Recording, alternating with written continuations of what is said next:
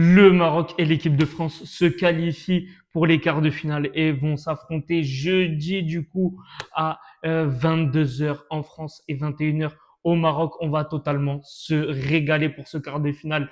Tout simplement, salut à tous, j'espère que vous allez bien. On se retrouve pour une nouvelle vidéo et cette fois de débrief en un, le match du Maroc et celui de l'équipe de France. Mais en tout cas, d'abord, pour même résumer globalement les deux matchs, mais franchement, que ce soit dans les deux matchs, l'arbitrage, c'était catastrophique.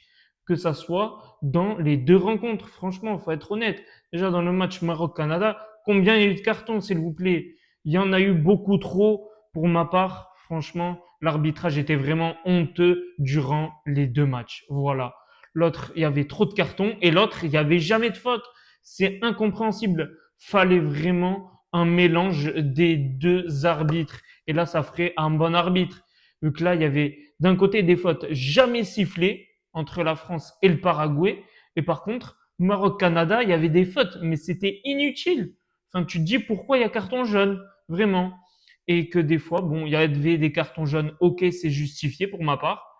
Mais par contre, il y en a vraiment beaucoup trop. Ça n'a pas du tout le même degré de faute. Voilà, tout simplement. C'est bon. L'arbitrage était vraiment catastrophique durant les deux matchs. Ça, c'est vraiment le premier point à souligner de ces débuts de huitième de finale. Voilà, je suis désolé, mais là, les deux arbitres d'aujourd'hui, c'était vraiment zéro pointé. Zéro, les deux. Ah, les deux. Voilà. Mais en tout cas, d'abord, on commence par le débrief du match du Maroc. On fait dans l'ordre. La victoire quand même 3-0. Mais pour ma part, la première mi-temps n'est pas du tout une réussite. Voilà, c'était même pire. Carrément, moi j'ai stressé en première mi-temps. J'ai stressé. Le Canada pouvait vraiment ouvrir le score. Ah, ils étaient vraiment au-dessus en première période. Ça, on peut pas dire le contraire. Celui qui dit le contraire, c'est un menteur. Vu que là, la première mi-temps, pour ma part, elle est vraiment pour les Canadiens. Et par contre, on n'a pas du tout reconnu l'équipe du Maroc qu'on a vu depuis le début de la Coupe du Monde. On les a pas du tout reconnus. Mais absolument pas. Certes, il y a la blessure de Saibari, il sort. Mais par contre, je suis désolé, certes, il sort. Mais jamais le Maroc doit avoir ce niveau. Jamais de la vie. Mais absolument pas. Bon, en tout cas, en deuxième période, voilà ce qu'a fait Mohamed Warbi à la mi-temps. Là, c'est digne d'un grand entraîneur. Donc là, ce changement quand même en deuxième période, c'est juste magnifique. On dirait que c'était une nouvelle équipe. Et là, ça a vraiment fait du bien. Et là, pour ma part, le Maroc, justement, a vraiment été au-dessus en deuxième période. C'est une chose, mais par contre, voilà, a réussi cette étape qui pendant des années, voilà, les défaites, à chaque fois quand il y en avait, ça manquait justement de changement en première période par rapport à la deuxième. À chaque fois, ben, il n'y avait jamais de changement. Et là, ça a changé tout le match, mais absolument tout. Il n'y avait rien à voir. On dirait le jour et la nuit. Et là, c'était parfait en deuxième période. Voilà Azedine Oumari. Il a un pied droit, comme l'appelle Luis Enrique, c'est Monsieur Ocho, le 8.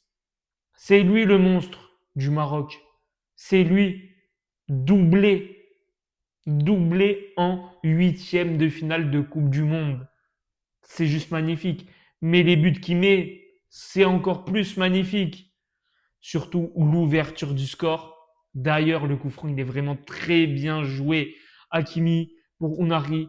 Unari qui termine une touche de balle, ça spécial. Voilà, avec Giron, il la met à chaque fois.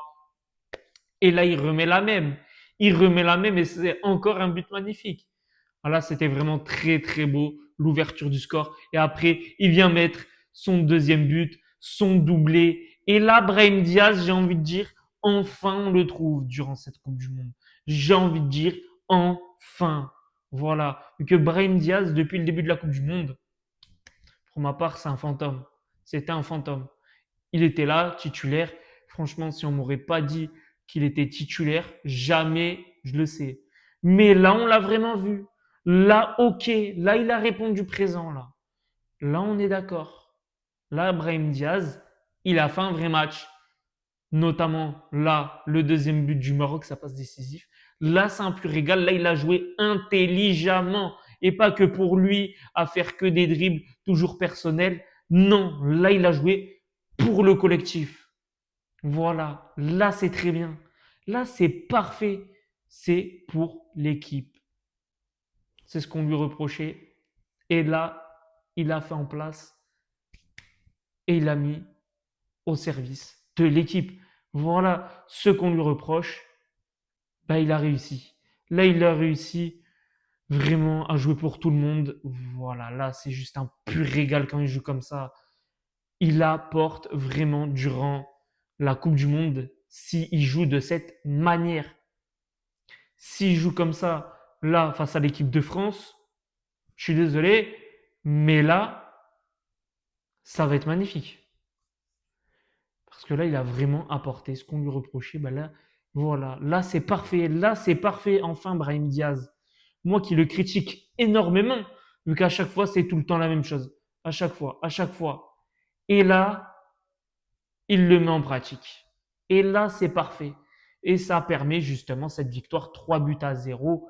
Et après aussi, le troisième but, Raimi. Mais Raimi, même s'il a remplacé Saibari, qui est un élément majeur durant cette compétition, il a fait son travail également. Raimi, là, c'était au haut niveau. Toujours. Là, depuis le match face à Haïti, ah là, c'est parfait. On ne peut rien dire sur Raimi, mais qui était beaucoup critiqué, notamment durant la CAN. Ben là, on a Raimi, celui qu'on connaît des Jeux Olympiques. Là, il a retrouvé son niveau. Il marque, efficace. C'est parfait.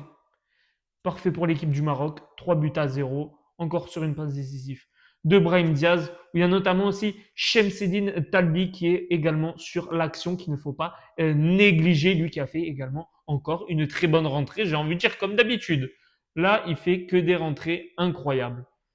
En tout cas, par contre, là, pour ma part, El Ainaoui, c'était vraiment très, très juste au milieu de terrain. Mais vraiment très juste. Pour ma part, il n'était pas dans son match. Mais j'espère que c'est un match qui passe à travers. C'est bon. C'était le Canada. Et que par contre, durant le reste de la Coupe du Monde, là, on a le vrai El Ainaoui. Comme on connaît. Moi, je suis exigeant car je connais les qualités et je sais qu'ils peuvent encore mieux faire. Voilà, tout simplement. Mais par contre, Yacine Bounou, il a fait un vrai match. Il a fait un vrai match. C'était vraiment, pour ma part, l'un des meilleurs avec le Maroc aujourd'hui. Il sauve vraiment les Lions de l'Atlas. Avec Unari, pour ma part, c'est vraiment ces deux-là qui ont sauvé le Maroc, avec également du Mazraoui.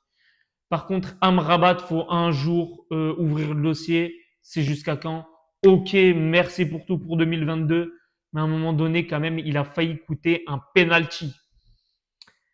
Là, je peux vous le dire que à 10 minutes de la fin, s'il y avait eu un partout, vu qu'il y avait 1-0 à ce moment-là, heureusement que c'était un coup franc juste devant la surface de réparation et que c'est Jonathan David, l'attaquant le plus nul du Canada, qui le tire. Mais heureusement que c'est lui qui le tire. Donc là, c'était vraiment un très bon coup franc, très bien placé, où là, tu peux envoyer un tir, une mine, mais non, lui, il a préféré faire une panenka. Je pense qu'il a voulu reproduire Brahim Diaz, mais cette fois en version coup franc. Merci en tout cas, Jonathan David. Franchement, magnifique le coup franc. Je te remercie infiniment de ce coup franc qui était juste magnifiquement au-dessus. Et ce qui est parfait du coup. Du coup, victoire 3-0 du Maroc, c'est vraiment parfait pour les Lions d'Atlas. Et maintenant, par rapport au match de l'équipe de France. Alors, le match de l'équipe de France, là, c'était vraiment même pas un match de foot, j'ai envie de dire, plutôt un match de catch, de boxe. Voilà, un combat tout simplement, vu que là, il y avait vraiment zéro action à part le petit pont de Kylian Mbappé, magnifique, et le petit pont de Barcola. C'est vraiment les deux. Sinon, c'était que dalle. Vu que le niveau de l'arbitrage, là, c'est encore plus catastrophique que le match du Maroc-Canada. Vu que lui, carrément, il ne sifflait rien. Mais quand il ne sifflait rien, il ne sifflait vraiment rien. Donc, pour ma part, il doit au moins avoir beaucoup plus de fautes quand même pour l'équipe de France. Le Paraguay ne voulait pas jouer au football. Je ne sais pas ce qu'il voulait faire. Je ne sais pas. Peut-être construire un mur. Je ne sais pas. Non, mais là, il fallait me le dire. Heureusement, par contre, qu'il y a eu but de Kylian Mbappé et que c'était vraiment pas allé en prolongation, vu que là, le match aurait été vraiment extrêmement long pour ce match qui n'en valait pas la peine, j'ai envie de dire. Là, le Paraguay éliminé, j'ai envie de dire bien fait pour eux, mais vraiment bien fait pour eux. Ça leur apprendra à ne déjà même pas jouer au football déjà.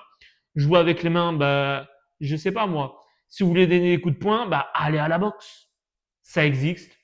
Je sais pas, faites de la MMA, faites un autre sport, mais pas du football. En tout cas, le football, c'était le néant total du côté du Paraguay. C'était vraiment une équipe détestable. Mais là, en termes de football, en termes d'amoureux du football, on peut que détester cette équipe du Paraguay, qui ne voulait même pas de ce sport. Pourquoi ils sont inscrits à cette Coupe du Monde? Autant laisser une autre équipe. À la limite, tu aurais même laissé la victoire contre l'Allemagne, au moins on aurait au moins eu peut-être un match de football, même si l'Allemagne, c'est vraiment catastrophique cette année, encore une fois. On l'a très bien vu, ils étaient en difficulté quand même contre pas mal d'équipes en phase de groupe. Mais en plus de ça, ils ont fait match nul face au Paraguay. Mais le Paraguay est une des pires équipes au monde à regarder jouer. Si on regarde le football et qu'on regarde le Paraguay de son plein gré, faut vraiment s'inquiéter sur la personne. Si vous connaissez en tout cas quelqu'un de votre entourage qui n'est pas paraguayen et qui justement regarde de sa propre volonté cette équipe jouer au football, ben, appelez les services sociaux, s'il vous plaît, et enfermez-la dans un hôpital psychiatrique, car je pense que la personne est folle. Donc, ce n'est pas possible autrement.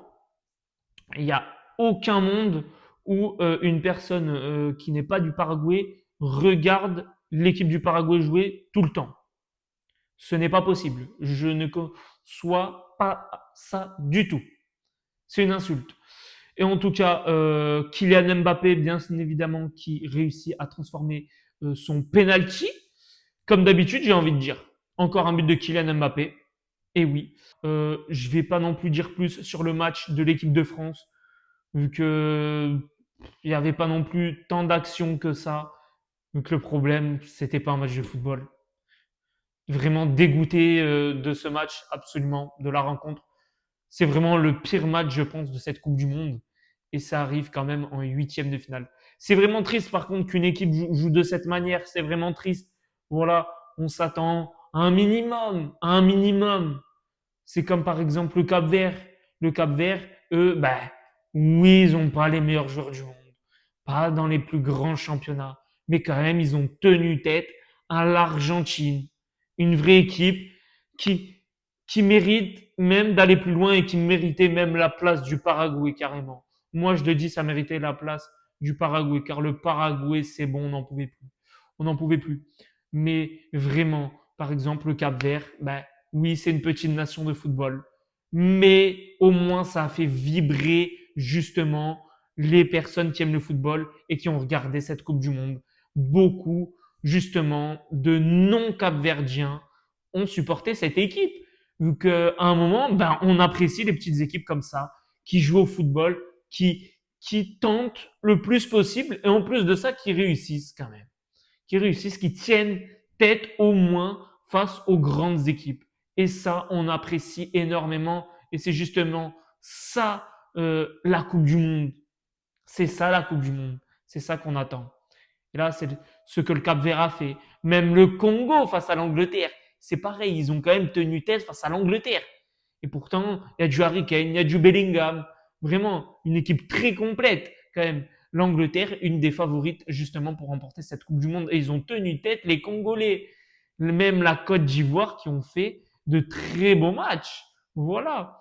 Et pourtant, ben, même s'ils se sont fait éliminer, ben, au moins c'est pas grave. Certes, ils repartent, mais ils repartent avec fierté. Avec fierté. Et ça n'a pas de prix. Donc à la fin, le seul peut-être qu'on va surtout s'en rappeler, c'est que le gagnant. Le gagnant est l'équipe vraiment, on va dire, qui a réussi l'exploit, qui a fait vibrer les gens. C'est surtout ça, comme par exemple le Maroc en 2022. Certes, ça n'a pas gagné en 2022 la Coupe du Monde, le Maroc. Mais combien de nos Marocains sont devenus amoureux de cette équipe, ont suivi au moins cette équipe après à plusieurs reprises dans différentes compétitions, à la CAN, là pendant cette Coupe du Monde, pendant des matchs amicaux, qui ont suivi des joueurs et qui ont pris goût à cette équipe, justement parce que ça a créé l'exploit et c'était magnifique. C'était justement l'art de la Coupe du Monde. Et c'est ça qu'on veut. C'est des équipes qu'on ne voit pas tout là-haut et quand même qui vont le plus loin possible avec les moyens qu'ils ont à créer un exploit. C'est ce qu'a fait le Cap Vert.